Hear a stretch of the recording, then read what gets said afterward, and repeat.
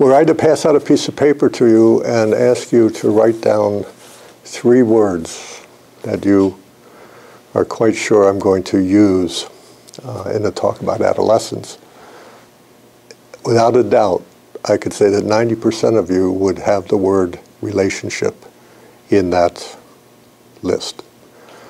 It is looked upon as one of the key areas of concern, yes, in quotations, with this time. And I'd like to talk about it today.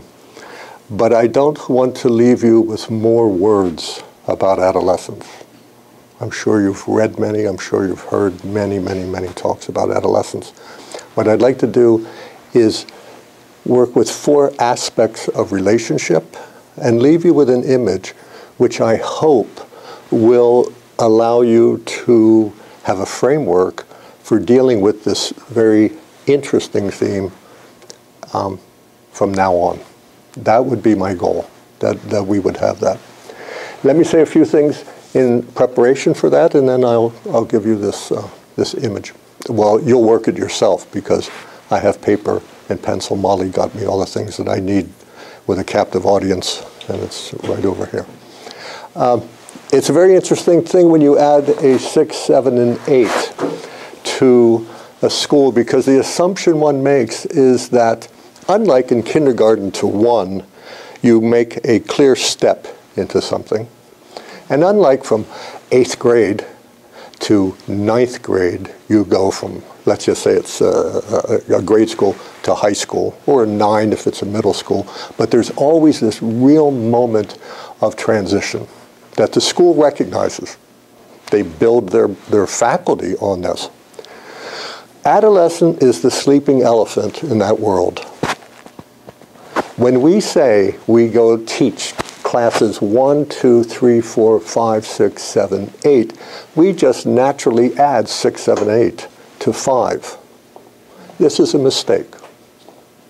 6, 7, and 8 are a different world entirely, posed by the students in a society that accepts adolescence, in fact spends a lot of money marketing to this adolescent soul, and has a faculty that tries to work together in a different way. So I would like to have that always in the background of our mind, that when I talk about these relationships, we're talking about new relationships. New relationships. So, with that, let me ask you, what is this? Waves. Waves, very good. Anybody know technically when this could have been done and in a Waldorf school? Molly did this. Molly has brought something that she used in her classes. Sorry, Molly, maybe I wasn't supposed to say that. But yeah, it's a form drawing. It's a form drawing. And children 1 through 5 do form drawings in the school. And they will have, it's very typical to walk into a classroom and the teacher has already put the form on the board, and the children with block crayons at first and then smaller ones, the more thin ones, will do this form. And then the next day there will be another form, maybe two a week, something like this. I'm going to use this very simple thought, which, by the way, is not so simple. It's radically new. Because Rudolf Steiner, 95 years ago, when he opened the first Waldorf school in Germany, he added to the curriculum only 2 subjects. Everything else was somewhere taught in that country and certainly here. And those 2 items are form drawing. No one else was doing it then, and nobody's doing it now. Nobody else. And what's the other one? Eurythmy. And if you just pause for a moment and say to yourself, well, there's a relationship between form drawing and eurythmy in the very sense of the movement. One is moving these forms with your body, full body, 3 dimensions. Back is important as front. And you're not going to find too many worlds where back is as important as front. It's ponderable. And this, where young children in particular, and especially even up to grade 5, where forms get very complicated, you have to get into this. I'm going to ask you to, I'm going to distribute the paper, yeah, if we could. And I want simply for you to try this. You'll take the paper, I'll show you.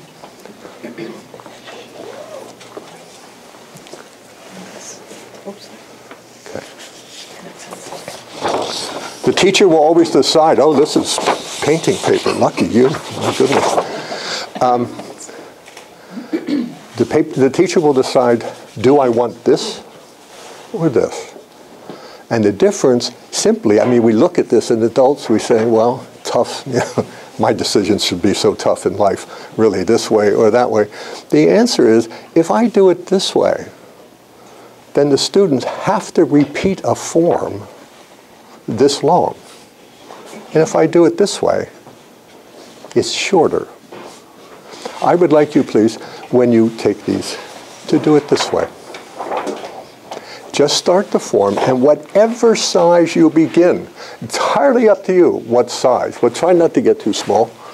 With this here, then I want you to very freely, right-handed or left, whichever you're using, continue that form, the whole length of one line. Try not to be self-conscious. You don't have to pretend you're in 1st or 2nd grade, but let your hand do the work. Try and get this wonderful thing that we talk about in Waldorf education all the time, rhythm. Absolutely essential that we have rhythm in everything we do. It's the teacher's job to make sure there's rhythm in the class.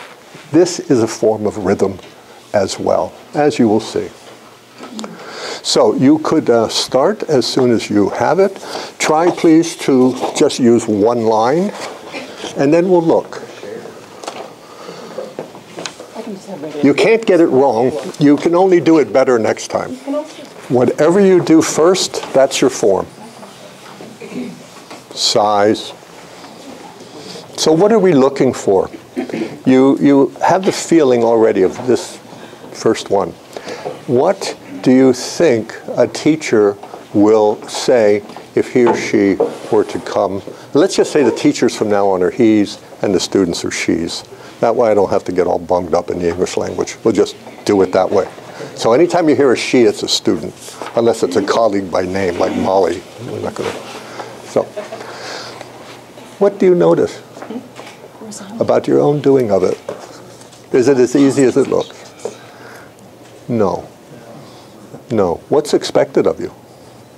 The impossible. You know, you take this certain form this way, and the very next form has to be exactly the same.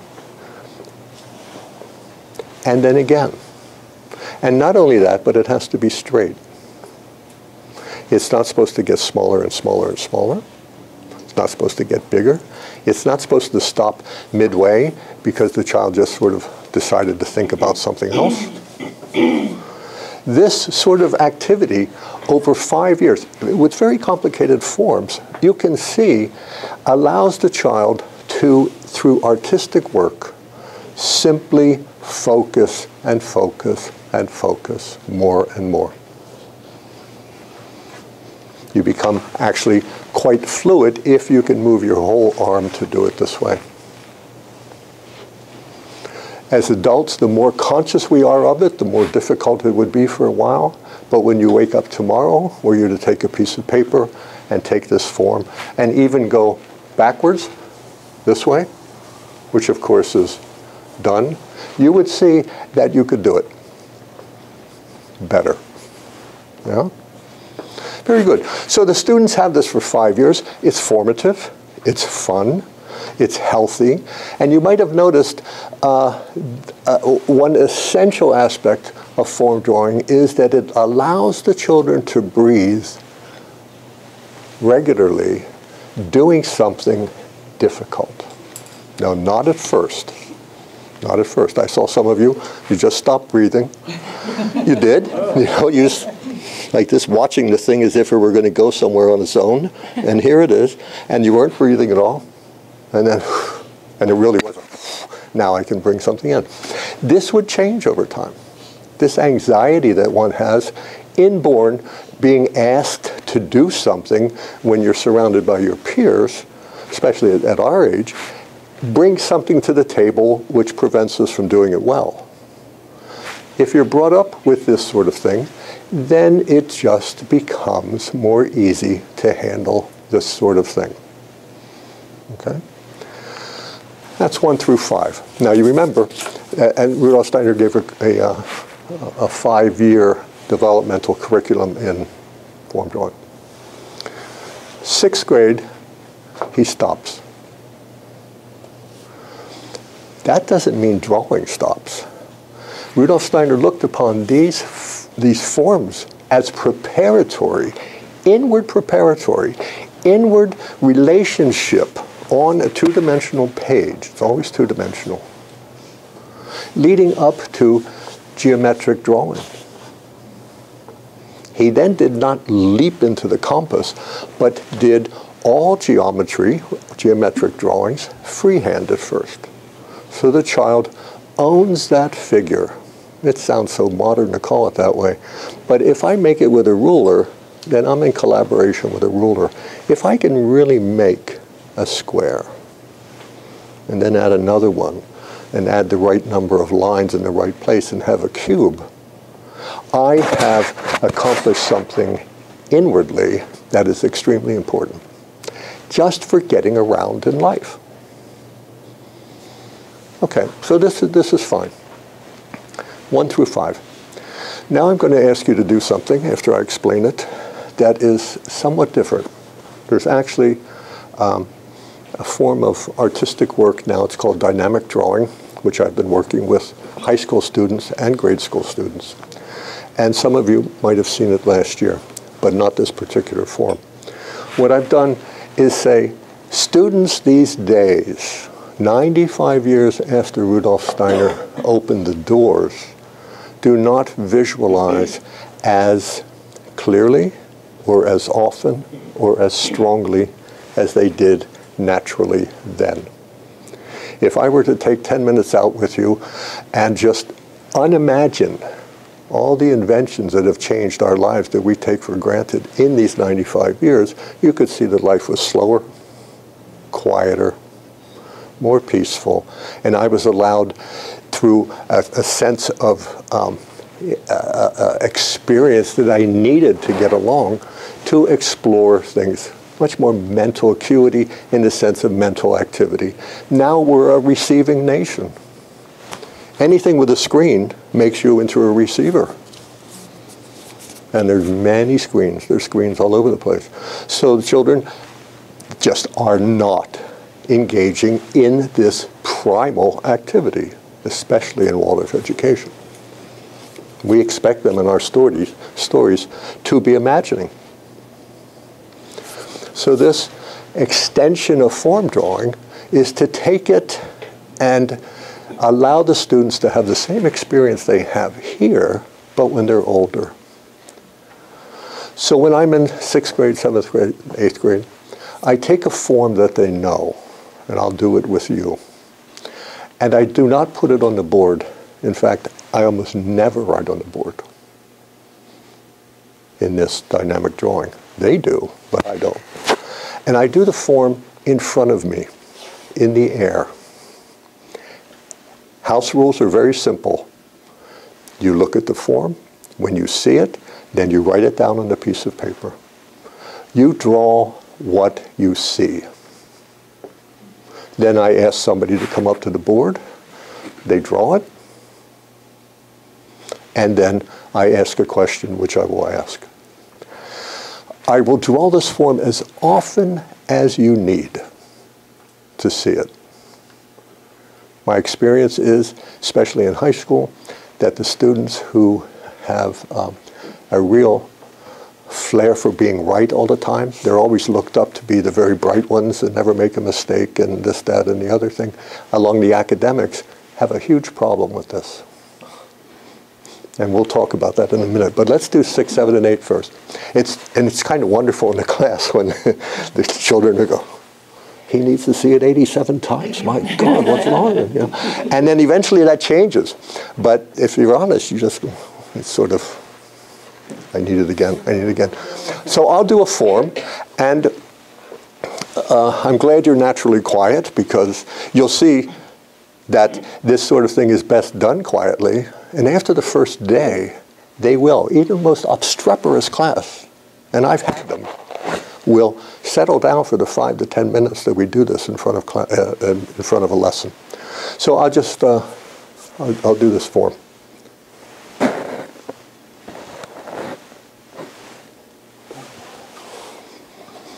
Again? Yeah. Yeah, good. Good. And here it's, I always throw it out to who knows where, but now I start focusing. Yeah? And please don't look at your neighbor or anything. Just see about yourself.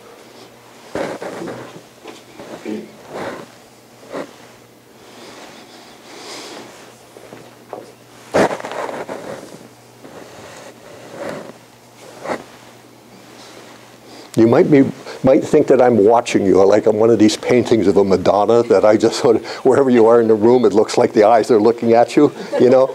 That's true, I am. I want to see what you're doing with your eyes. I really do, because it's possible in our culture to spend your whole life like this. Because it's a screen culture. But the minute you start doing this, then I know, okay, something's happening. Again, right?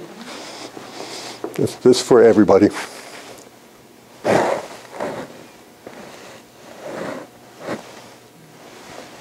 Now, I picked one that's traditional for the students, and it might be a little unfamiliar for you. Could you put it on the board?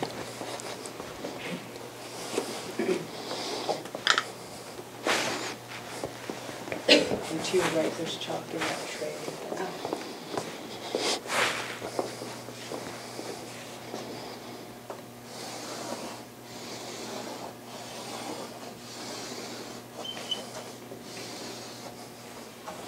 Is this the gesture? That's my question. That's the essential question in all this, by the way. It's a moral question, not is it right or wrong. Because it can't be right, except as a gesture, as a form. The answer is yes. We even have nouns for this. 5-pointed star. Yeah? We have geometry that you can learn about the whole cosmos out of this figure. The students have had it many times. Very nice. She drew it. She started at the head, so to speak. If you've taken eurythmy, you've done this form. Did this. Very nicely done. I tell the students, if you didn't see it, I'm going to do it one more time. I want you to try and see it. Because it's still there. It's just that you can't see it. But it's there. So here it is. This is what it looked like.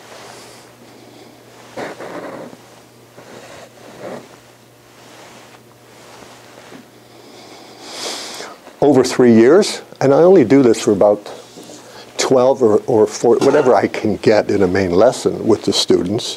One time a year is enough, this sort of thing. It's homeopathic, as it were. I would eventually, if this were 8th grade, I would treat this as a point and then ask them to rotate this star 90 degrees. Now, we don't have to draw that because pretty soon it'll just be all drawing, which would be all right by me, but you know, we have other things to do. Try in your mind, and this is what I do this in high school. I never mentioned this in 8th grade. I want them to pretend you have a blackboard in your mind, that when you close your eyes, it's not an empty void. It's a blackboard, and do this form as best you can on that blackboard, even seeing your hand. And then, when I ask you to do certain things, do it first on that blackboard. So let's try that. Let's keep this form. It's a nice form. So close your eyes, make a blackboard.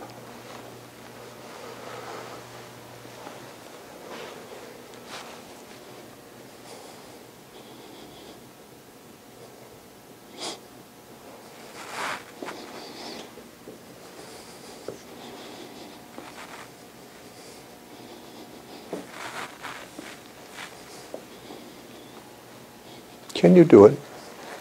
Probably not. When I ask a class, I say probably not just by using averages. There's, at most, I'm from San Francisco just recently, so the classes can be in their 20s, and if it's a main lesson, it can be 35, depending on which main lesson you have. And I would say, let's just say it's my grammar class of 18 or 19 or 20 students. There might be three. There might be three who say, doesn't everybody do that? Especially this one girl who could just draw anything. I mean, that was it. She see it, draw it, perfect. And that's what she was doing. She thought everybody did that. Everybody looked at her and said, what are you talking about? None of us do that. And we can learn. You can learn. You can also rotate it, but then you can just see the difference between imagining something and then obeying what I see and having to think through it and move the pencil in the right direction at the right time. Because one of these 5 lines in the wrong direction, and you've got these weird planetary movement type things that, you know, what is this? It's not a 5-point star at all. It can be worked with. I'll prove it to you. We're going to do one. I want you to imagine now, and again, let's take, this is still 6, 7, 8, because they've actually done this. David might even have done this in one of his exercises. We're going to have 2 triangles, yeah? And I'm going to draw them, and just so you know, one is going to be on top of the other, and then I want you to move them in the next drawing, and then move them again in your 3rd drawing, and tell me what it is that you finally come up with. Okay, that's clear? So here's, let me make sure I get this right. Yeah, here's the 2 triangles. Top one.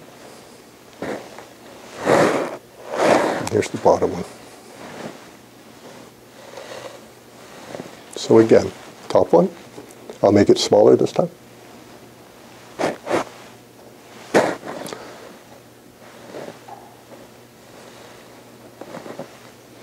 More?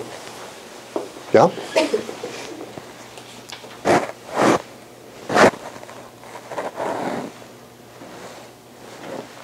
So just draw that with a space between them.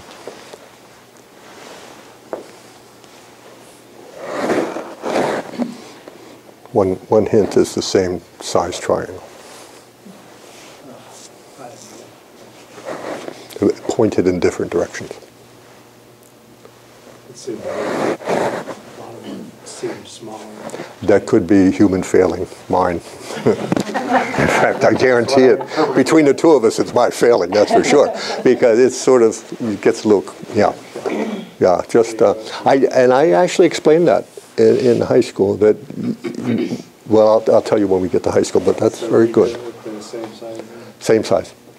And then I want you to move it together. Then, as if you really saw what was happening with the 3rd drawing, make the drawing that I think this would naturally lead you to make. And then I'll ask somebody to put that final drawing on the board. So I'm asking for you to see it, move it, and then realize what the old man up here is asking you to do, and then draw that. Because it'll just be moving it farther. So we're on the second one, just move them Yes. closer. Yes, move them closer.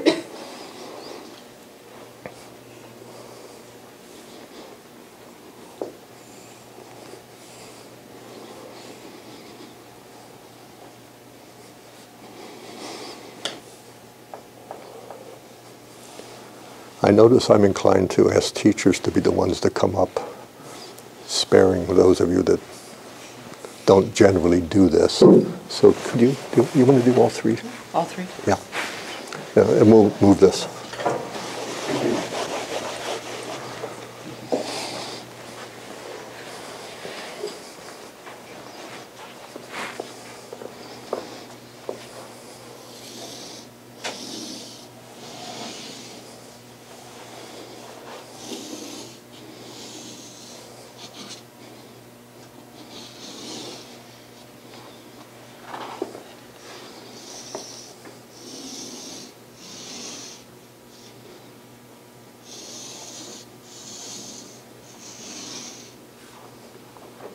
And can we see what this is going to turn into? If you move it. If you don't move it, it just looks like a bad stop sign. If you move it, then it looks like something.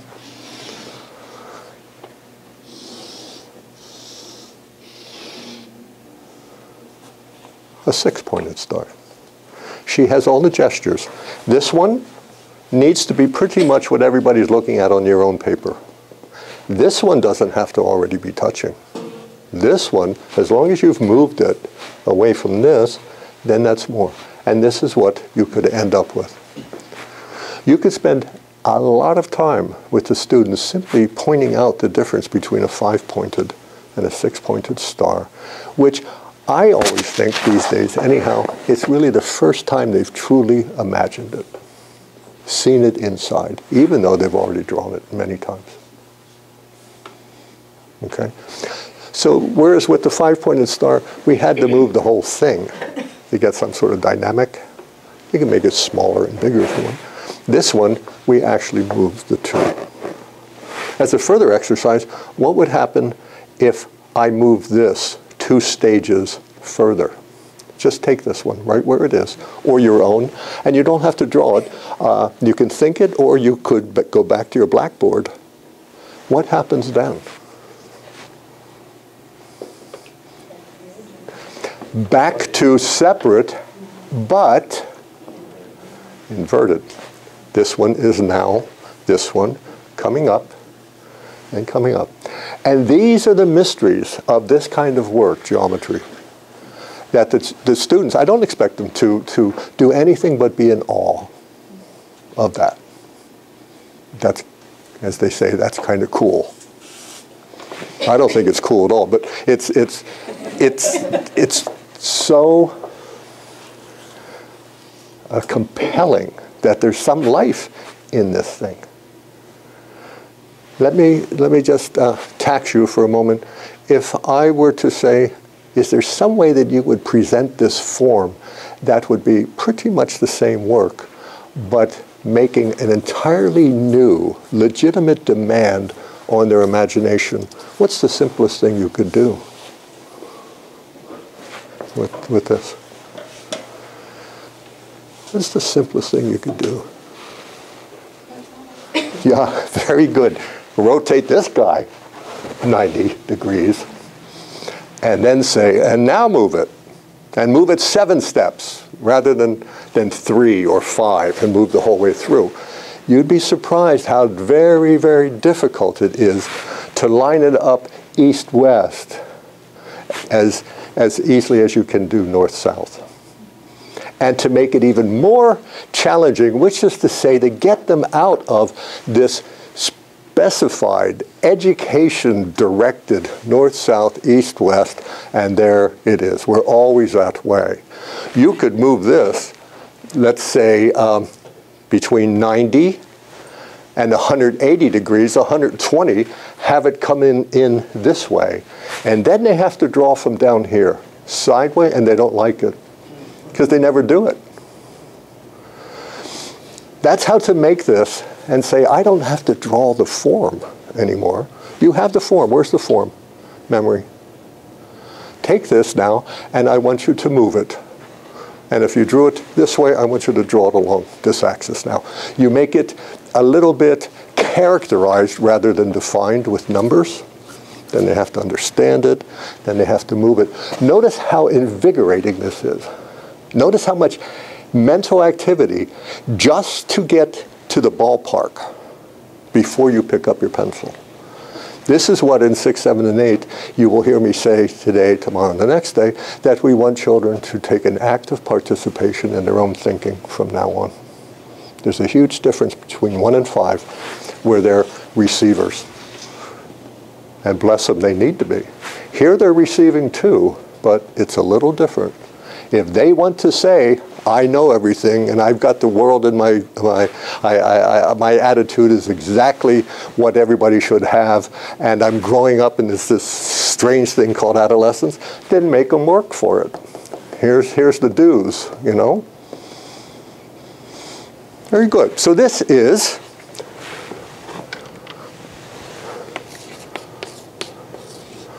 six, 7, and 8.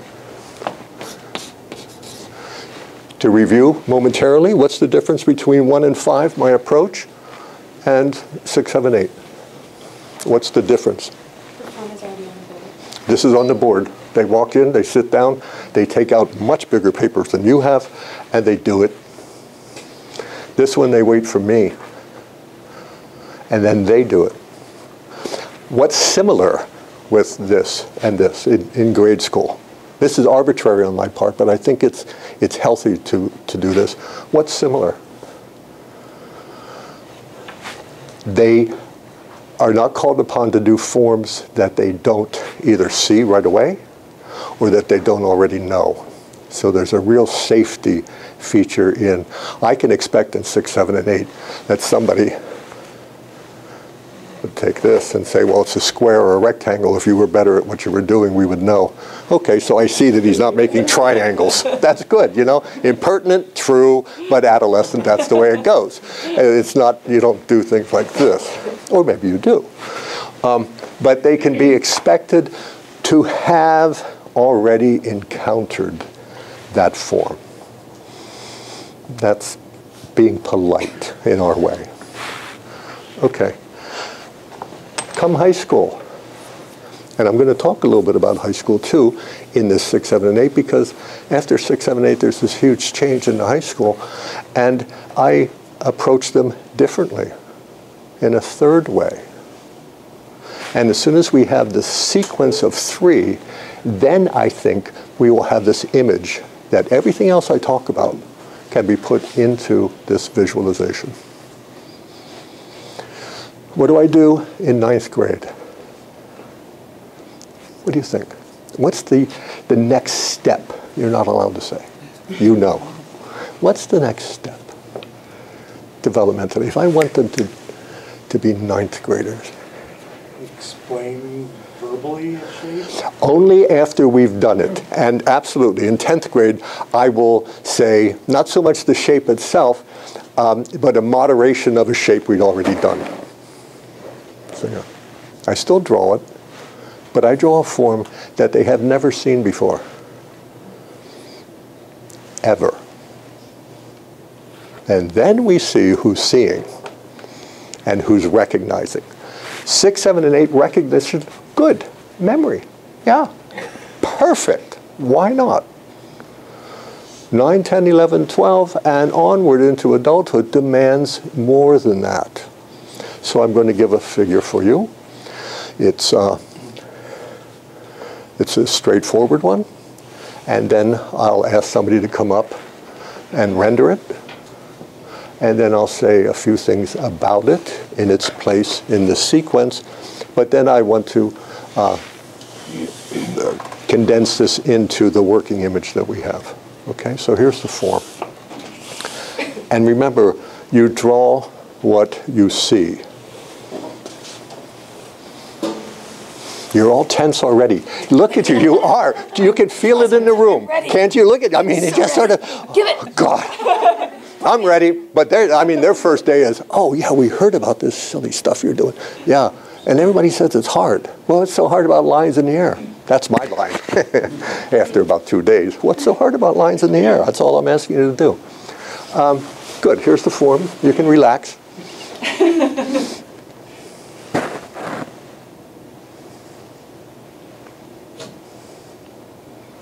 I just did this with a class. So here we go.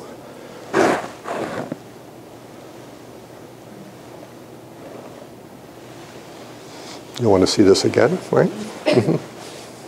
Why not? It's fun.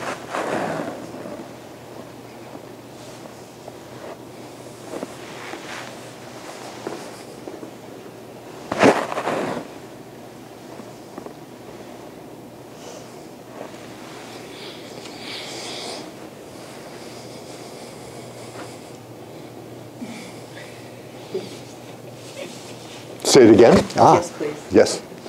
And a please, oh my God. I was like, get That's with it, old man. You're moving too fast, old man. No, I'm not. Same speed. Not that the speed matters. You have it, but look very carefully what I do at the end. And see, just, I mean, you have it, but it's just this. Watch this. And I don't ordinarily do that with ninth grade. I just, whatever they give is what there is. But you might want to, watch.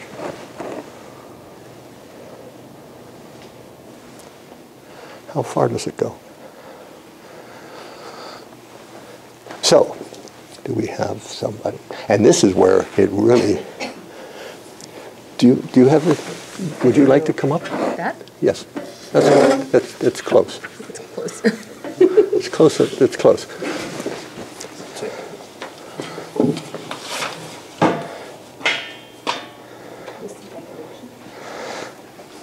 I was so hoping somebody would bring their paper up so I could tell them not to. You know, it's in what you carry with you.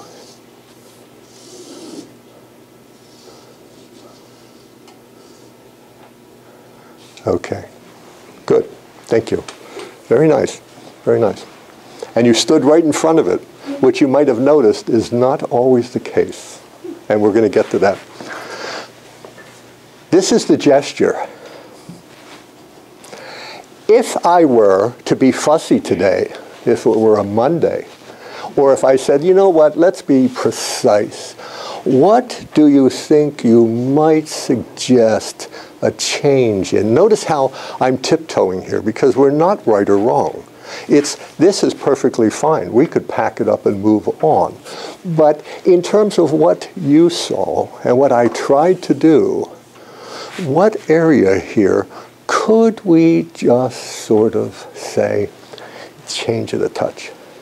Maybe drop the angle of the third straight line down and make the loop a little bit bigger. Yes, yes, we will do that. The loop could be bigger. It's not so much the size of the loop, but the... Bring the line over more than that down. This one? In fact, yes. It would be then something like this, and come here and here.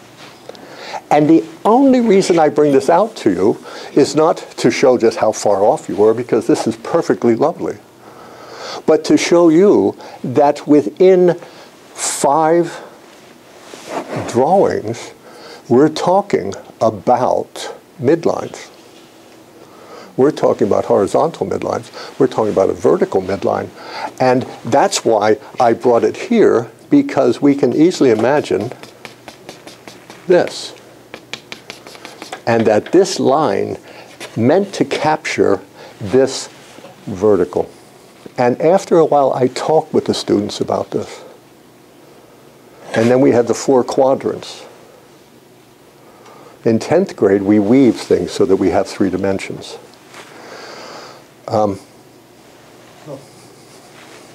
Why is that important? You could be absolutely certain that a fair number of students in front of you, by that I mean a majority in high school, will not have successfully taken up their bodies. And crossing midlines is basic. It's just basic. And it's possible in education to avoid it. It's impossible with this to avoid it. I can give you an example because nobody came up and did it, but some students will come up and they'll have the form perfectly done on their paper, and they'll come up, and this is how they do it. They're not getting anywhere near this midline. I'm way over here, and everything is there. I write that way, everything. And the task of this is what? Over 2 years, bring them together so that my midline is the paper's midline, is the figure's midline. Why? Because then I can cross it. And I can do soul-wise what I neglected to do body-wise. So why do the very, very bright ones not even see it? They're so used to, in terms of their left-brainedness, catching things immediately, that they're not seeing. They're just not seeing. And that was such a shock to me when I learned that through many different classes, that they would like that. They do all kind of funny things with their faces as they, for the first time, literally, are needing to do something other than focus on a flask bubbling over and things like this, which they do very well because the brain took over. But to just simply say, here's a form in the air, go for it. I could do that. If I could see it, I could do it, you know. But they learn very quickly. You know? And we do this. Very good. Eventually, one rotates these things, one moves on and on and on.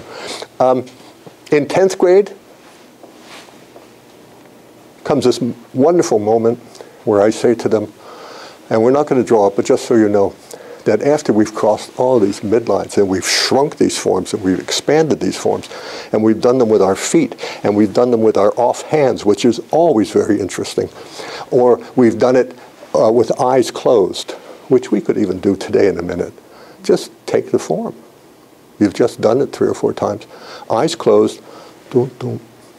See if you can do it. Eventually, I say to them, right as we're closing up, this would be about the 20th or 21 or 22nd one that we've done. Now I want you to draw what I draw. And that one simple statement, they sort of say, wait, and slowly they get it. You're not drawing what I'm drawing. You're drawing what you see. What I'm drawing is the mirror of that. And then they go through all kind of contortions and conniptions to get it. Instead of just moving their thinking 180 degrees, some of them just turn around, they turn their back to you and say, do the form. What good does that do, you know? What are you going to see it with, you know? And it's amazing.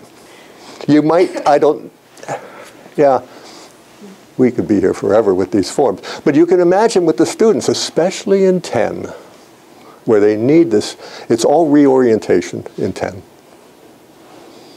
That's a massive reorientation. And once they get it, they just sort of, good examples of this thing which we call empowered. Because then they have the thinking, and they're almost ready to trust it. And in 11, that's exactly what we ask them to do. Trust your thinking. So just so you know, whatever we're doing in 6, 7, and 8 has a future. And that future is trust this thinking through which you will, in a very wide number of ways, live your lives. But it's nice to trust it for a legitimate reason. Not, it's what I say, therefore I think it, therefore you should too, or you're stupid. This is not thinking. So just these simple little exercises. So kind of when I was asking, you know, like the next step, just articulating it, do you do that, like, would you just, instead of drawing it, say, okay, start top left and draw a 90-degree angle, then go right angle and then drop no. 1/4 of that? No, I take the, no, I mean, I might try it one day. I never thought to do it. What I would say is, take yesterday's form, nobody look at their paper, because we make little books of these. Nobody looks at their paper. And I want you to rotate it 90 degrees either direction. They will never go down.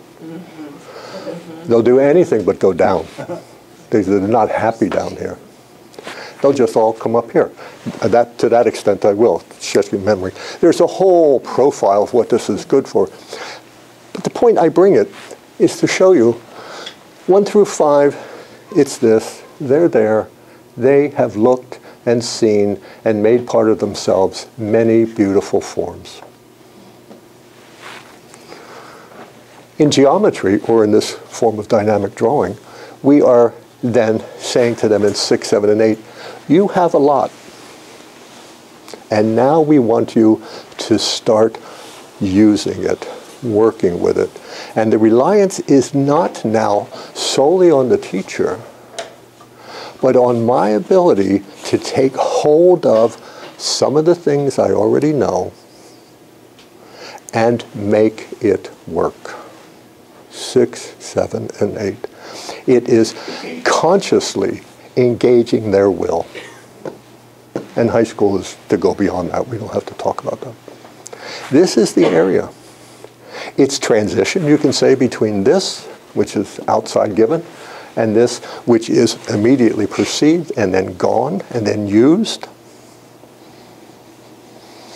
The end sequence of this, two of my mathematician science friends are building for 11th and 12th grade exercises where this imagination, this intensified imagination, is done in such a way that the students imagine a square, they stand inside the square on one of the corners, they lift the square a certain number of feet, and then they point to where a certain angle is. All mental, all movement. It's very difficult. I have all kind of trouble with that one. They love it because there's only one right answer. You know, for this, I mean, I'm sure 80% of you could have come up and done this. Variations on a theme in 9 and 10, that's fine. 11 and 12, there's one right answer. That angle is either there or you missed it. Why did you miss it? Only because you didn't visualize. So what do you have to do? Visualize. Pure and simple. This sort of thing really settles many children, especially eye children, those that need to see. But then we move it inside. So I wanted you to have this paradigm when we talk about relationships. 1 through 5 relationships are like this. 6, 7, and 8, there's a whole lot of stuff that's being brought in by the students on top of what they already know. And high school can be a new world. Okay? So let's just use that as a paradigm. This is a kind of relationship they have with themselves. I always think of this as a relationship with themselves. And it's essential that we see that it starts here. It means there's going to be change. It means there's going to be inward indecision. It means there's going to be bravado. It means all these emotional things that can hang you up with a form, which is, you know, not here. You have the form. Comes out here in 6, 7, and 8, in every way, in all the other relationships. Okay? So what other kind of relationship do they have? I would say that there's a thing that we could call relationship with their own bodies. So this is relationship with their own selves, their inner selves, their way of thinking. And we in a Waldorf school, even if we're not doing dynamic drawing, pay very careful attention to this. What about with their bodies? What can you tell me about that with adolescents? They're very critical. Very critical? But what about their bodies, physical bodies? We're talking physical bodies. They're changing. Changing. Noticeably? Oh yeah. To them? Oh yeah. More so than any other time in their lives. You have to realize, doctors, they're the ones who first told me this, that this age that we're talking about, in terms of crises, is the most crisis-prone age of all adolescents in their whole lives. Physiologically, they can change to the point that they don't recognize themselves. They can change and not have what somebody else has and be upset with their bodies, which up until now, it's a pathology if a child is upset with his or her body. That has to be trained. And that's work for therapists, not for us. But you can be disappointed with your body. Imagine how sad that is. And if I'm bringing up memories, just wave your hand and I'll stop. You know, especially boys in locker rooms. I mean, it's all, they act the way they do mostly because they can't bear a lot of what it is that's happening to them. Crises with body, crises with thinking, crises with social, crises with family. Most of it generated by them, of course, but that's not the point, you know. The crisis is a crisis. Blame me all you want. That's all right. I already have your number, Dad, and blah, blah, blah. You know, so it's sort of an impervious area there sometimes. With this body, what do we do about that? What can we do with this relationship, which is so personal to them? How do we meet that? Ask them to share what they like about their body. You could do it directly, and I know that that's many ways, especially when you get into this body issues of drugs and sex and addictions, and anything that the body itself is taking the lead. It's sort of waking up the boys. They even have names for these hormones, you know. So you can speak directly to it, and some people can do that, but they had better be in 7th or 8th grade anyhow. You see a lot of training exercises. In the Waldorf school, it has a place in the curriculum. And generally speaking, you could say that what they find in 7 when they're wide awake to this is this wonderful either block, I think Molly's imagining this as a block, or skills, is this health and nutrition. And it uses the whole notion of health around the world, of me, through what the world brings. And it takes this issue that can be very much in the front of their mind and makes it a subject, which we treat as valuable as any other. And in that way, they can settle down and trust their teacher. It's becoming a prominent block. It sometimes is taught as a block and then as skills or follow-up.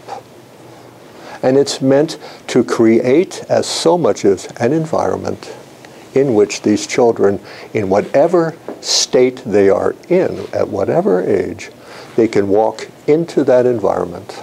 That's what we as teachers do. They do it in their way, a lot of movement, a lot of rhythm. We do it here in a way, do it there. We create environments. Right down to the room. You might look at that window and say, God, that's funny. A white window. She doesn't like sun? Why, she's sunburned or something like this? No, it's a physics experiment. It was all black this morning, and she didn't like the looks of it, so she made it white for you. And that's it. And that's an environment. It has to be that way or she can't do her work, right? Right. Right. And you did it at lunchtime, right? No, it took hours and hours to blacken out a window like this. But you do it to create an environment for a 15-minute main lesson demonstration, which was a lot of fun, running around. Yeah, we won't do your main lesson, but it was, you create this. In grade 8, it's even more powerful. And this flies in the face of what is sometimes suggested is appropriate for grade 8. We have a block almost always taught by the teacher. It's not the same if somebody comes in and does it. Physiology. And in the back of these adolescents who are essentially innocent, they're essentially innocent and can be forgiven so much. I mean, if my body were racking me with pain every day and changing, I don't know that I'd have the disposition to meet everybody equally. And if I was always wondering about my own thinking, I don't know. And as people were asking me to do all these things and I wasn't trained for it, or I was trained for it and I forgot it, or what's he picking on me for anyhow, I haven't had a coffee, blah, blah, blah, I'd be a miserable whatever too. And it's naturally happening to them. So we teach physiology. And we simply, in some part of that lesson, talk about sexuality with the organs. And sometimes drawings. I didn't use drawings. And I can tell you truly, I think I've had 4 grade 8s. Not that I went through 4 times. I'm not quite that old yet. 6, 7, 8, 7, 8, 3 through 8, that sort of thing. And the only block that I really remember their reactions as being truly, truly remarkable and sacred was physiology, where even the most immature boy who has really a lot of concerns, all of which he's trying to hide through the number of times he can distract me or Johnny or whatever, is sort of put into a space where they can appreciate what it is they have. They just simply are asked to absorb both the process and the organs and treat it as themselves. It's the main lesson where the content and the listener are basically the same. You can't really say that about Roman history unless you're teaching reincarnation or something like that, which we don't do. You could say that, but here you have this, oh, this is me. And they wake up to that.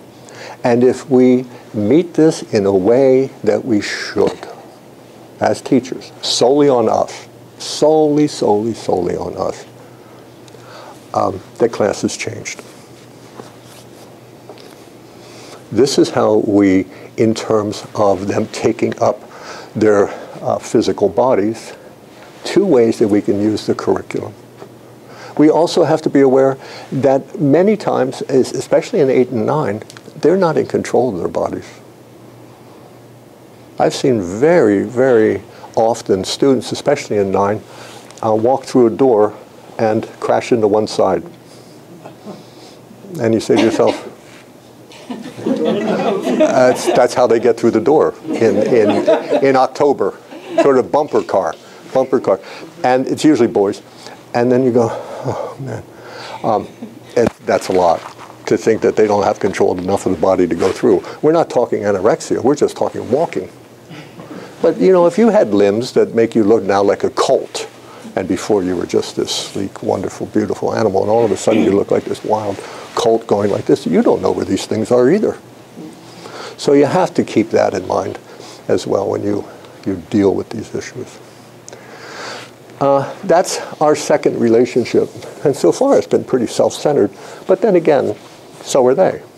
I mean, they really, you can understand how this age is probably, unless it continues way too long, the most self-involved age of all, adolescence. It's all about me. And in high school, it's all about me, and I'm bright enough now to really prove it. And then that's a whole different world, yeah? And if you don't meet that in the right way, then you continue through and become a Hollywood star of some sort who walks around taking selfies. You know, you have these selfies that now, I have to tell you this, maybe you don't know. I hope you don't go out and buy one because I told you, but you can have a stick about this long and it extends. What you do is you put your camera on it and then you just extend it and you stand before the heavenly gate in China and go click. And there's the whole gate behind you and you've done your selfie. I just, it stops me in my tracks, some of these. You've seen this. Yes, I've been at the History Museum in New York. Oh, in New York. Yeah, you get hit in the head by one of these, I suppose. So, you know, yeah, instead of bothering people, you know, actually talking to somebody, you got your own selfie stick. And it's coordinated. You can click down here. It's crazy. The guy's probably a millionaire who did this. And, you know, in any event, that's to be expected. Other relationships. I'm going to conflate two. I'm going to call it relationship. Now I'm going to move a little bit outside ourselves in terms of society, but I want you also to think of it in terms of nature. It's this age, and it's in this particular aspect that Rudolf Steiner most commonly talks about working with 6, 7, and 8. The change in 6, 7, and 8 from this is the change where Rudolf Steiner simply says, now they are ready to make a judgment, a true judgment. Now they are prepared, they are interested, they have lived themselves down onto the earth. They are ripe for the earth, not just because their bodies are changing, but because now they have an interest in what's around them. So Molly's doing physics. She wasn't doing physics, not the way this would be done, in 2nd or 3rd grade. Whole different world. It's this world. They're interested then in what happens. You can even see them saying this causes that, causes this, causes this, causes this. This word causal we use all the time, but it really would be very good if we could dwell on it for a little bit. Causal relationships are much different than just living in a fairy tale. I need to probe. I need to be awake. I need to do this wonderful thing called thinking. And I need to do something which ordinarily we don't do, which is be objective. I just be objective. See what there is.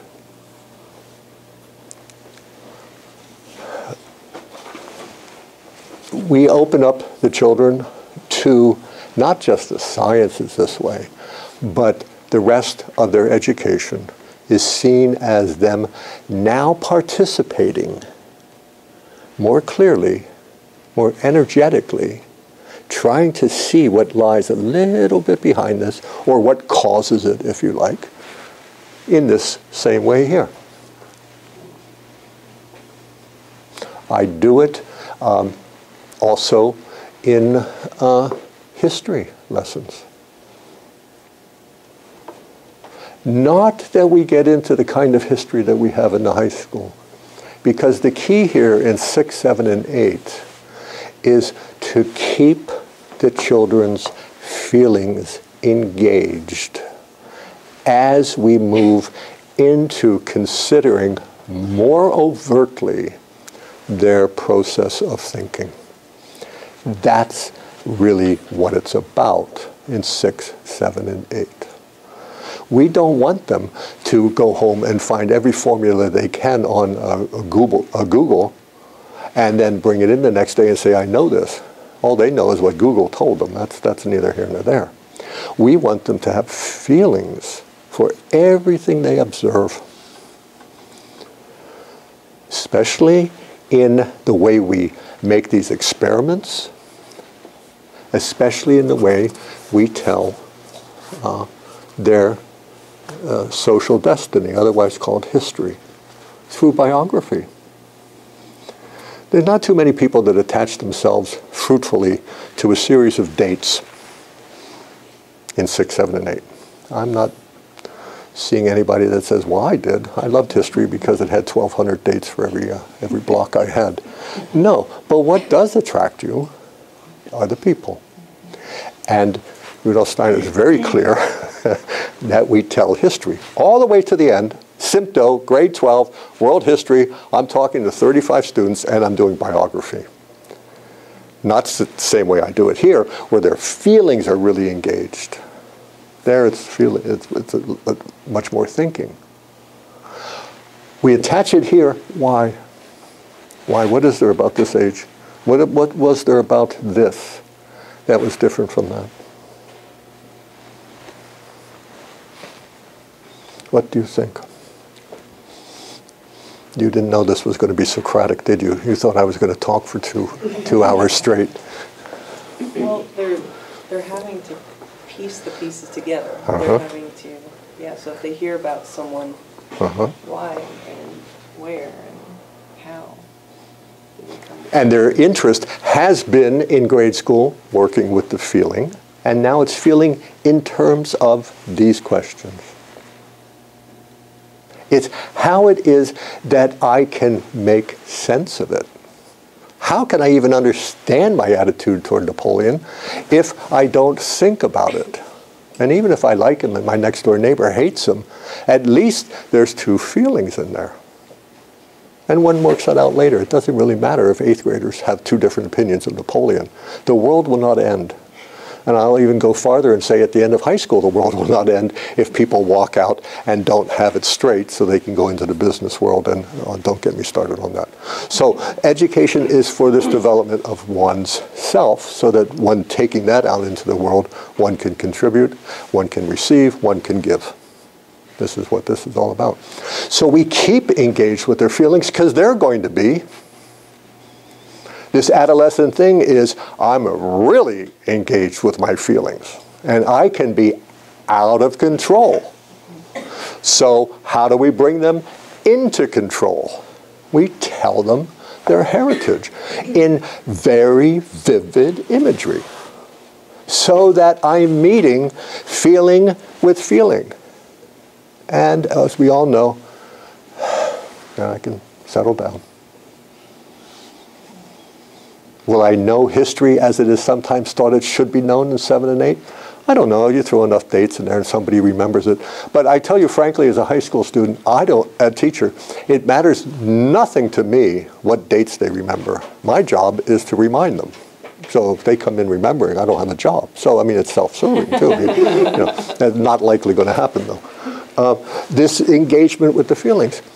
And they then recognize it. So all of a sudden, with the physics, or let's say all the sciences and the histories, social studies too, of course, geography is wonderfulness, they have objective counterparts to their emotional state, because I'm creating them. I'm creating them. And I'm giving them the opportunity to live through what they absolutely need to live through, called adolescence, using the curriculum. I invite them in. Today, we're going to have really quite a treat. A colleague of mine in Detroit, I'll never forget it, we have a tradition, it might be here too, I don't know, but the opening assembly, everybody's back from the summer and all that, and every teacher comes forward in his own way and speaks to his class, but to the whole school, about what they're going to learn that year. What we would call abstractly their curriculum, but what they're going to learn. And then everybody gets to hear it 8 times, because they hear it in first grade, second grade. It's really quite a marvelous thing.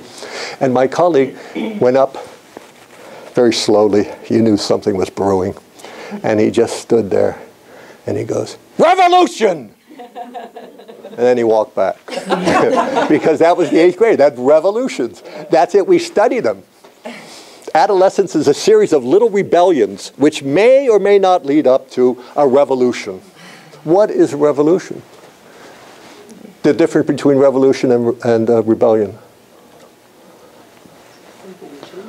Rebellions happen all the time, but they don't necessarily institute a change in the norm, whatever that norm is that you start. Iraq has a much different norm than Iran, obviously.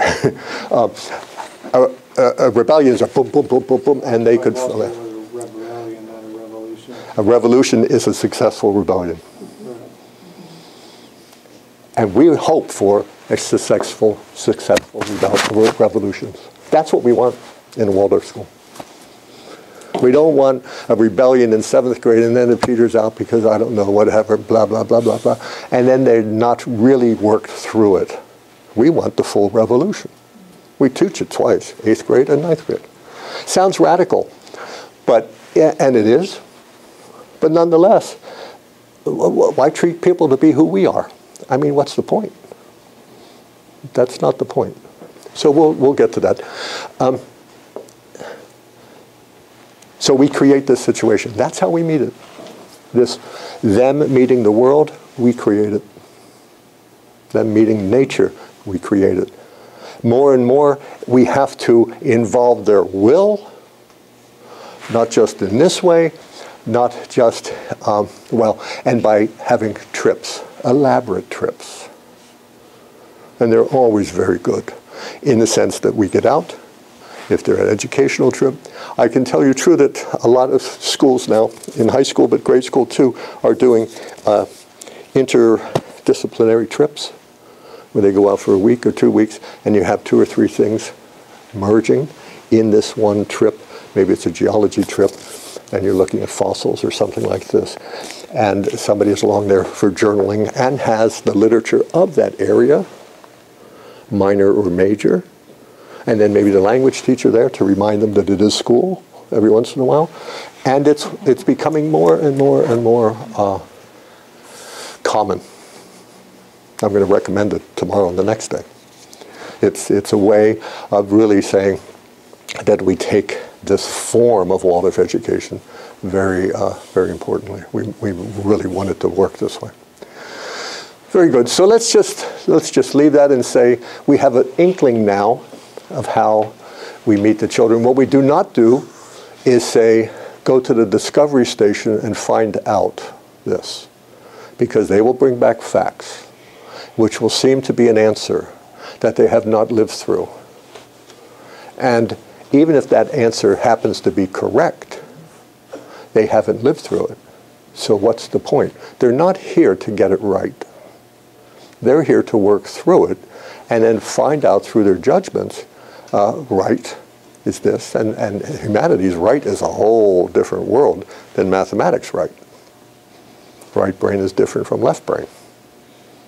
Seriously, when you get down to it. So that sort of thing we build in the same way we do this. We keep it quite mobile, and we move a lot of things. What's the last relationship that we really should talk about? Why are you here? I know why I'm here. Why are you here? Your parents. And the last relationship that I would like to mention is this with parents. And how does it fit in with this we might have in the back of our mind, but maybe somebody who is a parent of an adolescent, especially if both have gone through it and they're now in their 20s and off somewhere else, maybe could say a few words, characterize it. If nobody's in that situation, then I'll do it. But I've been doing a lot of talking. What do we see? What do we know? This relationship with parents. I stared at the saxophone. Ah, the candidate. Is this it? Not the only one, but perhaps the first. Well, I have two sons who are late 20s, one's early 30s. And you're asking me to characterize? Just their experience of adolescence. We'll have, if I asked everybody and said you can't leave until I hear what you had to say, well, it would be quite different, but there'll be similarities. I told my youngest son that I was coming out here tonight to hear a talk about adolescence. And he went, oh. One of those meaningful sounds that, it's a whole world of living in that sound. Yeah. So he was remembering, and remembering how, well, just as you said, how confusing it was, how difficult it was to get through, how challenging it was for him. For him. For him. And now I think, I'm glad you said that, because so far this whole thing has been centered on them, and I think rightly so. It's their adolescence. It's your family. It's their adolescence.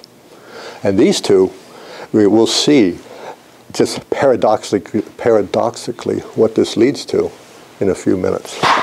Good. Anybody else want to share? Maybe some graphic anecdote, which...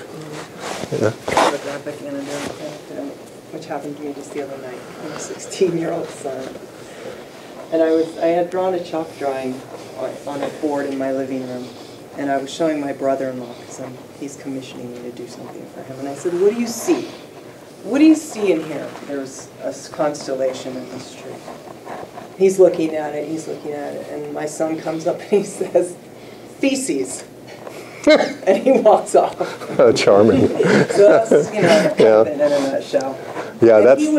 he thought he was hilarious. Yeah. Because they're the most important person in the world. Oh, yeah. To them. So, I had a ninth grader come up to me, handed in an essay. I taught humanities, right? Handed in the essay, and he said, this is a very good essay. I said, is that right? He said, yeah, and it's right, too. I wrote it, and it's exactly what I think. And he was completely honest with me, and completely oblivious to the fact that that might be one degree of separation from the others, and it's just, what are you saying? I thought it, therefore it's right, you're going to accept that, I'm going to be happy, and it might even translate into a good grade. That's the world, that's the thought, and there wasn't a whole lot of wiggle room for me in there, and it took 3 years to just sort of wedge my way in there, because he was really I mean, he believed it enough to articulate it to me. Most just believe it. So it's obvious, self-evident, that they're right all the time and I'm not. That's why they tell me so often how to behave. Thank you very much. I'll probably not do that, but good to know where this is. Another word I'm going to use very soon, so I don't want to anticipate. Anybody else? I was just going to say it's a struggle for the parents to know how to relate with them, because what used to work no longer does suddenly overnight. Yep. What you used to say or do or comfort is all wrong. Yep. And they're very literal. I have a 14-year-old and a 6-year-old. So my 14-year-old, super imaginative child, had no one ever to get in her way or to bring her down. She's so harsh to our 6-year-old because she just can't believe her way of thinking because she's so literal, and somehow she's forgotten that. Oh, she has no. We have to think of it as exactly what one hears all the time we shouldn't be doing, having linear thinking. This, by the way, we don't do anymore, right? Linear thinking. But that's how we think. Up until maybe 24 or 25, when we're awake to what we're doing. The children think that they're in a continuum. And that the way they are in 7th grade was just the way they were in 2nd grade. You just got it wrong and you missed it. And it's nowhere near true. Not to mention chemical changes themselves, which if you mention that, they just, chemical changes. How stupid can you be? Well, yeah, they do exist. Look at you, they exist. And this. So it's amazing. And I like especially this fact, which always startles me, that overnight, all of a sudden, there's a stranger at the table who looks like your son or your daughter. Really, overnight? Can be. Well, I mean, it seems that way. Upon reflection, it's in a flash. Yes. You might take a weekend. But all of a sudden, it's I kind of imagine it's gradual. Well, it's gradual as 6, 7, and 8 is gradual, but your waking up to it is going to be. Why would you do that? For the last 6 grades, for the last 11 years of your life, you never did that. You never thought that way. Why are you doing it now? The answer is adolescence. The answer is always adolescence for the next 5 years. Just save yourself the question. You don't have to ask the question. Answer, adolescence. And then you can say, well, what part of it? And then it gets a little, you search out. But it's a universal thing. It is this crisis. We have nouns for it. We have therapies for it.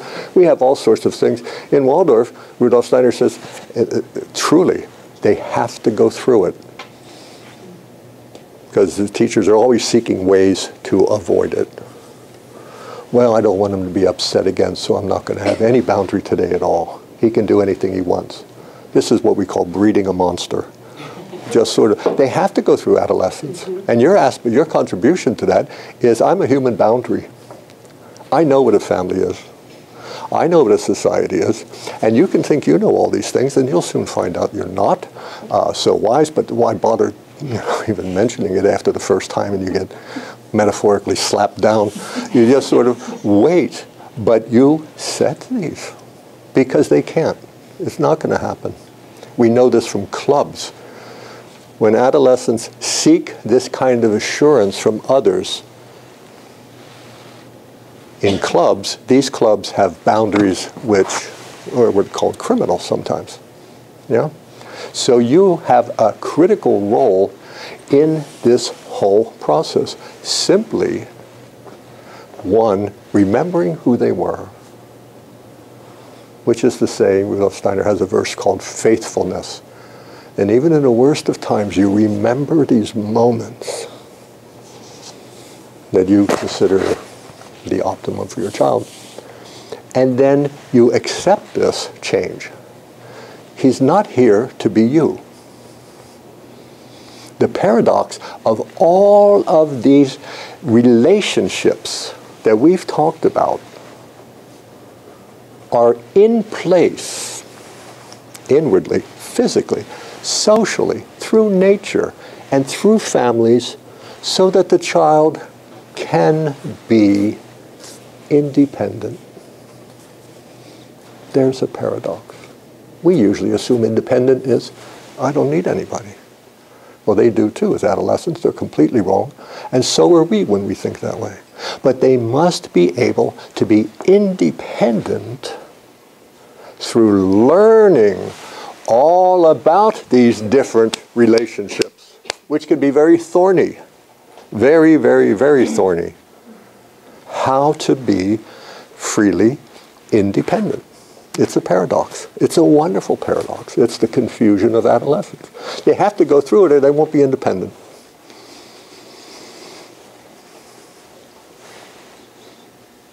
It's these simple truths that are really so difficult to work with.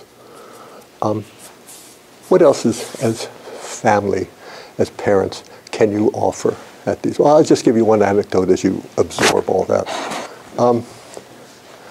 I evidently was a miserable adolescent now that my father was reminding me, but he did it in one word. I thought I had a pretty good, childhood. And I went to him one day, and I was an 8th grade teacher at the time. I think I was in Detroit. And I just laid out all the woes of that class. And it's just a typical 8th grade class, but I was young and, what did I know? And he does this and that, and I can't get him to do blah, blah, all this kind of stuff, completely fruitless. He was enjoying every moment of it. And then what word did he say at the end? Good. Oh, what do you mean, good? He said, you treated everybody just like that. It was such an eye-opener for me. Because, in retrospect, we look at ourselves and the size of the white horse might diminish, but we're always riding these white horses. Well, evidently, I didn't ride that white horse in my adolescence. And that was the one word. It's just one of these words that change your life. Oh, good. Thanks, Dad. No problem. So, what else can we do? You must remember them when they were more happily integrated into their body. You must not think, especially in 6, 7, and 8, these days 7, 8, 9, that it's always going to be this way. When I have meetings with 9th grade parents midway through the year, the only theme is I promise them, and I prove it, I promise them that they will change. Look at the 12th grade. And that 12th grade, as 9th graders, were even more obstreperous, or whatever verb or adjective I was using then. They don't necessarily believe me, but they feel better. They're sort of, oh, thank God, I don't know if I can take it another year. I never tell them it's a long time between 9 and 12, and it is. But the 10th grade is sort of a critical time where we won't go into that because we're doing 6, 7, and 8. You had your hand. Yeah, so you're talking about asserting their independence and yes. stuff, and that's kind of in my mind that's the delicate balance is how do you provide them that freedom to do that within the confines, two contradictions of respecting you or certain rules or parameters. Absolutely. And if you're talking to a 6th grader, it's a much different thing than talking to an 8th grader, to talking to somebody who started to drive, who is a little bit maybe a late bloomer or something. It's different each time. Their independence is relative in this crisis time to their age, to their development. So you have to really be on your toes. One of the worst things as teachers we can do is, and believe me, I speak from experience, teach to a class, teach to a 7th grade class the way I spoke to a 6th grade. I mean, they just shut you out completely. You're missing them. You're just missing them. You have to learn these differences. So it's the same with this. Independence, yes, they're on the way to it. I wouldn't say it's even within sight from a 6th grader, although they'll tell you it's already there. 10th and 11th grade, yes, but there's where it really becomes a whole different thing. The difference between 10 and 11 is another one of these crucial transitions from 5 to 6. Ninth grade, yes. 10th grade, kind of confusion, but they're working it out.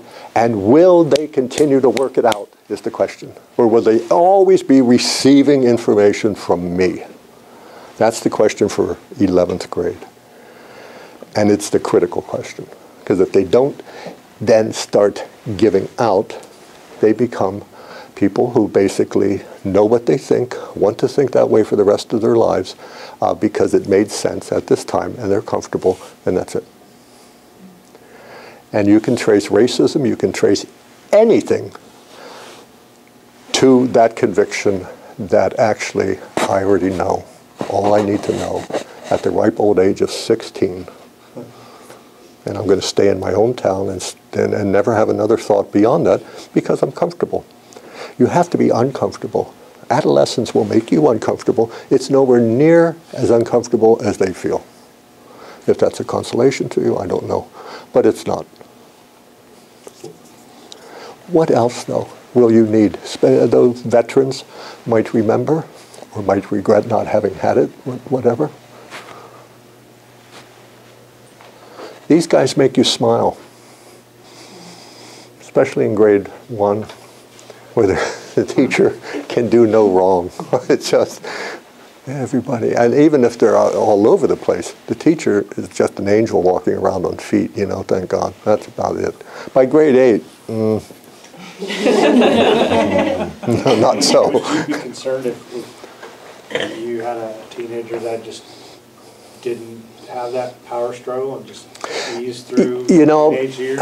10 years ago I would have said yes, but now I see such a variance in ways children are taking up this whole issue of we're talking about how to become firmly entrenched on the earth, to be independent in terms of my thinking, my body, my society, meaning education, all that kind of stuff. And so I don't concern. I just figure there's something at work here. And I do what I try to do all the time, create an environment for this to be a little bit more a warm incarnational space for this child, who for whatever reason, and I'm not a therapist, so I never guess at these things. I don't feel mandated to sit around guessing at these things, is not doing it. Now you have to sometimes, if it's anorexic, is their tool for not incarnating, then you have to do things or they die. That's clear. But these others, we have dreamy children. You know the 9-year change where you sort of wake up to the world around you. And before that you're kind of dreamy in our vocabulary. You can have dreamy children very late. Very, very, very late. I was teaching a student and I taught her for 5 or 6 years in different classes. Wonderful woman now. Runs an adoption agency out of Honolulu for people all over the world, and she goes to all these places in the world and brings children back and interfaces with every sort of activity there is in these places. And it was in grade 12. Grade 12, she looked at a map and she says, Michigan's a peninsula, which had been said about 12 times in between grade 4, where we said, Michigan's a peninsula, look at it. Here we go, and what's around it? Oh yeah, water. We know what that is. But she just wrote it down. Probably misspelled peninsula, you know, and there we go. And then she finally, but now she knows the world. That woman is around and around doing things that just makes your heart so warm to know her. It's very nice. And she has such a relationship with people because she never really lost this. She never lost it, just carried it until she could use it. Is essentially how I react to that. So I give children a lot of leeway if it's not dangerous to their health, well-being, life, things like this. What else? What else? I mentioned it last time, not that I'm going to test you on it, but I did mention last time what we always need as teachers, and you at these times need as parents. Humor. I tell you true. A sense of humor will right 1,000 wrongs. Maybe not at the moment in 6 and 7 because they take it personally, but over time And when your children in their 20s are thinking back and feeling, oh my God, like this, and now you can laugh about it, that cures them. And I've noticed that these people, they make very good parents because they went through something. There's mild cases of adolescence. Sounds an impossibility, doesn't it? I don't know too many, but in any event, I'm sure there are. And there's the other side of that. Humor, respect, all these virtues. Notice how we deal automatically with virtues when we get into here. And then we practice it over here. But after grade 9, there's a disposition to go with you. Here, you can write that off, what you said about, they're just, if I say it, they say the opposite. That will continue into grade 9. But it's workable, one can work with it. And they're stronger if they work it through. What were you saying about the relationship with the class teacher and the evolution beginning in first grade? The class teacher here is seen to be much more than what he is. And in 8th grade, by 8th grade, they seem to be much less than they could possibly be, in a nutshell. Because they have to. Otherwise, how could they go into grade 9 and still want to be in grade 8? They have to reject this. It's the perfect picture. They don't always do it. There's different relationships. But this is where some teachers, especially in grade 8, have a very hard time. Because they have a relationship with these children that they've been through thick and thin. And now they're going. Wow.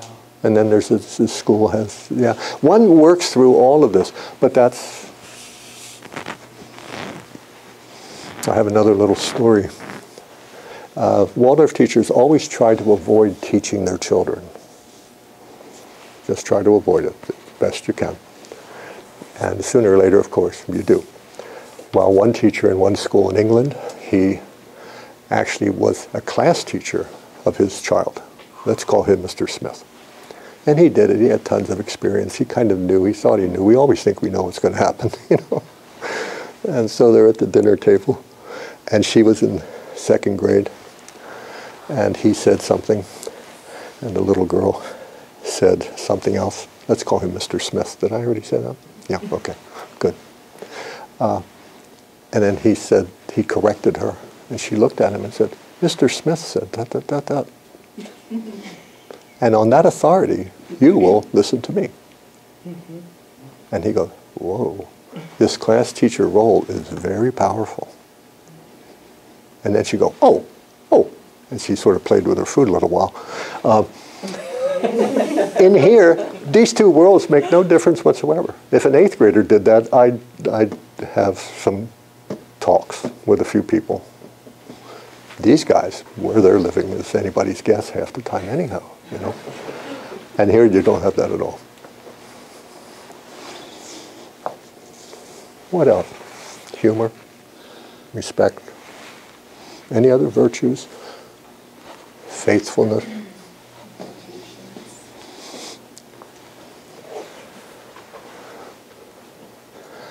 I'll just say one more, and then we'll open it up for questions.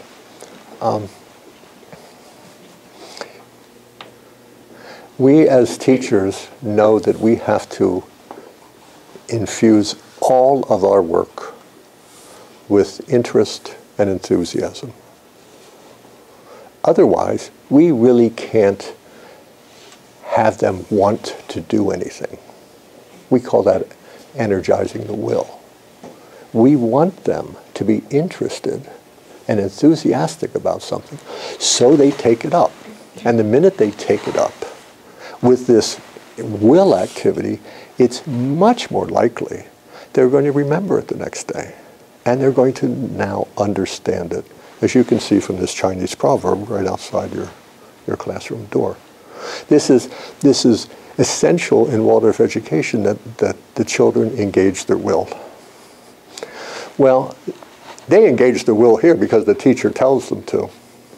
They engage their will here. Again, the teacher's giving a lot of direction, working out of authority, but it's now a lot of activity on their part too. just as we saw here. Just moving these two, you have to be active. They're not going to move on its own. This kind of enthusiasm would be very nice if you as parents would have enthusiasm for their interests.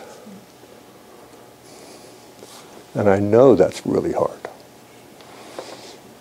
And I don't talk about anything immoral or criminal or anything, but all of a sudden he wants to be a fighter pilot, and you want him to be a scholar, and that's a difference.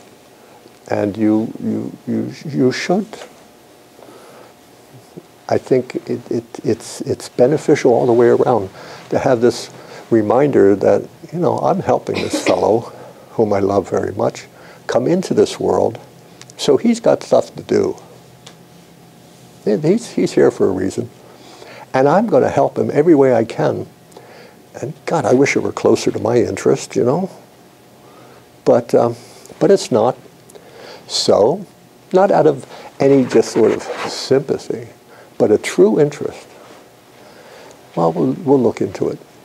And you no doubt will secretly hope that he changes his mind many times along the line, and many times they do. I was so happy when my son got out of hockey. I had no idea. I mean, in Canada we were living in. That was really hard to think him battered and bruised and all that sort of, but he did after he experienced it. Many, many times, just like adolescence is a phase, it's something I need to experience. Who knows why? And then you're done with it. Then everybody breathes differently in the house for a little while, you know. Okay, good, good. You're not going to be a fighter pilot. Navy commander, okay, well, we'll work through that. It's a bigger ship anyhow, and that sort of thing. It helps with this process of accepting them and letting them take up their destiny, just as it does with teachers. And it's hard. It's really hard. But nonetheless, they're going through a lot. Why should we go through less? So those are the areas of relationship that we're going to build on in the next 2 days. We're going to talk about working with these in the classroom, boundaries, forms for a school, what's the best way, what's being done in the world today in forms of activities in classrooms, and all of this sort of nitty-gritty type thing. We're going to look at this as a new venture, so it really means a lot for the school. Taking up the 600, it means a huge amount for the school, over and above anything I said today. It being a new event, a new venture, is really very important. We'll talk about that tomorrow. And then incumbent upon us are new responsibilities. Just we touched a little bit on parent awareness. You have to really know what's going on as best you find out, you know, and then work with that. Well, it's the same thing with teachers. So we'll look more at the developmental stages of a child on Saturday, just to see how we can, from this panorama of development, get certain clues and indications of how the child is and what we can now do as teachers or interested adults with that particular child. All in what we call education, which is really creating environments for self-education. That's what we do. And if we do it well, then the child grows up, never seamlessly, all sorts of things, things that will just break your heart. Family friends took their daughter, I think she was in 9th grade, all the way from New York out to the Grand Canyon and drove back, and she never lifted her head above the seat, the back seat of the car. She didn't want to go, so she's not going to go. You can take my body, but you can't take me, was the attitude. And that's what she did. And meanwhile, they're trying just about everything in sight until they just gave up and said, well, you want to lie around in the back for 4,000 miles? What am I going to do? And the answer is you're not going to do anything except pump gas in the car and drive back and forth. She's a very independent woman. Very, very, very. She's an artist. She has her own store now in Brooklyn selling top-end toys to people with money. She can do it. She's always been that way. What a trip she was in class. And you can see, and this is very important, they didn't just say, get out of here, take a bus back home, we'll see you there in a week. No, they just worked through it. What choice do you have, really, in many ways? So it's about a couple minutes to 9, about 14 or 13 or whatever. Any questions? I feel like I've done a lot of talking. Yes, ma'am. I want to go back to what you said about being part of their interest and engaging in that. And I only have a second grader here, a 5-year-old, and you know, he's very into Legos and robots. I'm meaning more here. Right. So as a younger child, that engagement is, you know, engaging in your work and allowing them to join you. So I'm just wondering what that evolution looks like as a parent and engaging in your child's interests or engaging in your own in front of them. It's very much, you're a part of their lives and they're holding on to you a little bit, and then they get to the 9-year change, and then they really hold on because the world's a little bit different for them, and then they get into 6th, 7th, and 8th grade, and you're finding this thing called resistance, and that you have to say, you make these wonderful comments to yourself, I really don't know what he's doing. He closes his door all the time. He's got 3 or 4 different signs, all of which mean stay out. Sometimes they're bilingual, just in case you miss it with your one language, you know.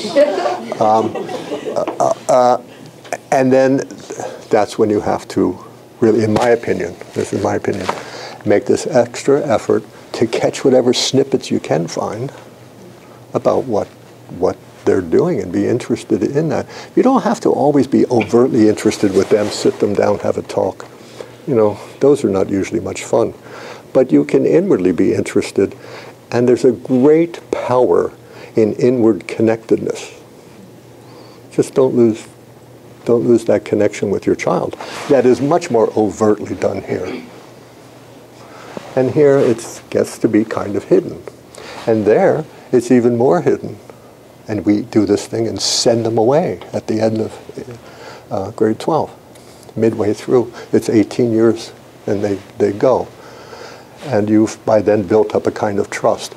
This inwardness, in Waldorf education, there's a lot of knowledge that there's more to the child than the body we see, even though we know that that body needs to be well taken care of. And we can easily prove that because there's so many things now with the work that David does and that I was doing in schools, where children who do not cross the midline when they're young have certain issues with different learning styles when they grow up. Now this is fine. This is fine. And yet one wants to say, what would it have been if they had crossed the midline? We need to know what is happening with this body. The only thing you'll find in the newspapers these days is brain research. And some organs too, but mostly the brain. I went to a brain conference and I was told by the lead speaker, about 1,000 other people, teachers really do in one sense have it easy. All you're doing is teaching brains. And that was pretty much not the mood of the whole conference at all. Other people took offense to that. But that's kind of modern, right? Stay connected inwardly. Stay out of the line of fire sometimes. Pick your fights. Which leads to my question. What if the fight just is like, boom, there? You know, like the other day, my daughter knitted me a hat, and I said, I'm really so happy you got that hat for me because it was cold outside. She goes, I didn't get you the hat. I made you the hat. And I said, I misspoke. Well, you said I got it. Why did you say I got it? I didn't get it. And it was just this, I don't know what to say. And so So that goes into Yeah. battles where I'm like, It does. I mean, you can fight about that all you want. slap me upside the head type of. Yeah, and it's spontaneous. She's in pain. I mean, I'm not making excuses for her. But if somebody has a hurt foot and they're grumpy, we don't kick the foot, usually. Unless it's a younger sister, then of course that's your job, you know. But usually we don't. And I always try to, and you know, sometimes I probably err in this, but I make it physical. And, you know, so okay, she's sort of hurting here, and am I going to go like this? No. Well, then I just back off. You just acquiesce to it? Well, it's not acquiescence. It's just I'm not confronting you with this. They love to confront you because they always win. They can't lose. They're impervious to losing. And if they ever do lose, then they really are angry. So I just pick my battles. And I'd let that one go. I mean, what are you going to do? It's good to know that she has that thing. If it becomes the only reaction, that's a whole different issue. But if it's one of these things that happen, yeah. Inwardly, you need a sense of humor. So, God. I mean, really, you take 12 steps back and you put that on stage. It's funny. You know? One of the great mysteries of drama is in comedy, we laugh at things that hurt people. And then you say to yourself, oh, I shouldn't be doing that. But part of me finds it funny. Well, if that part were always wise in our own, there'd be no anxiety complexes or anything like that. You just sort of, God, look at the situation I'm in now. I never thought I would be in this position. I'm sure my father's loving every minute of it. You know, yeah, I was so bad with it. On and on and on. Put it in perspective that goes way beyond your immediate experience. That could be, and you know, and that usually works, and sometimes it's a mistake. What can I say? It's adolescence. I don't have a whole lot of answers, by the way, but any questions? Anything more? It's okay to go home early. I say this at faculty meetings all the time. So, you know, we don't have to. You know. Just to maybe draw out that situation, would it have been appropriate to, you know, ask them to explore, be like, okay, you know, why is it such a big deal if I had said it this way, even though I... Yeah, but not at the moment. At the moment, it's pretty much a losing battle, okay, because the heat's up. The feeling that I've been talking about, it's not usually, I mean, it's not always a gentle attachment. The heat's up. The battle's on. I wait. I just wait. And talk about it later. Like, yeah, and then I'll refer to this hat later on in a humorous way. If my son, I said, "You're going to bring that hat? Go get it or buy it or make it or whatever, we're going to verb it into the car." And that's about a week later, you know. And you make it known that, you know, I had a part in that. It doesn't really matter to him at that moment. But you play with it. Since we didn't make it, and you can't, and I'm not allowed to get it, so what are we going to do? Let's levitate it into the car or whatever. And if he can take it, fine. If he's melancholic, I don't even go there. So, you know, when my son was melancholic, it was always coals, walking on coals. He's a lovely fellow now. They're always, they are so much stronger for doing this. This one girl I was telling you about that missed her whole first trip to the Grand Canyon, she went back. She's well traveled, so she went back when she needed it. And they have, the mother and daughter have such a close bond. They've worked through a lot of stuff. And where it came from, who knows? They had it, they met it. There was boundaries, boundaries, boundaries, boundaries. It's tomorrow and the next day when I'm talking with the faculty, I'm going to say practice, practice, practice. The students need to take up practice in such a way that they perfect their techniques, and therefore you concentrate this huge energy they have on something worthwhile. You don't fight it, you just sort of directly demand it of them, and in other areas.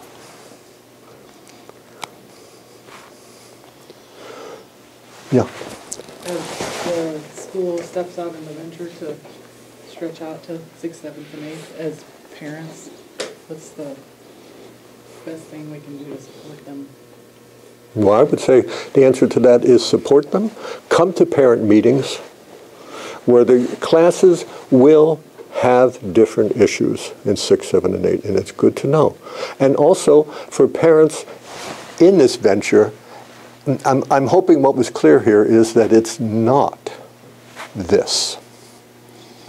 6, 7, and 8 into a school is a whole new school. Because now you have this activity on every front. The parents have it at home. They're coming to school for answers. The school has it at school. They're going to you for answers. The child's sitting there laughing, having a grand old time, watching everybody dance to the male teacher, to her tune. So I would say you support, you come, the more you know, and just these other qualities. Faithfulness. We don't remember them so that we can make them this again. We remember them so that this is part of their integral being as well. But now we've moved on. And you take it as it comes. And you never accuse them of being who they are. That's very, very, very important. I'd say that tomorrow and the next day. There's no point, nothing is gained. It's actually, I think, morally wrong to accuse somebody of being who they are.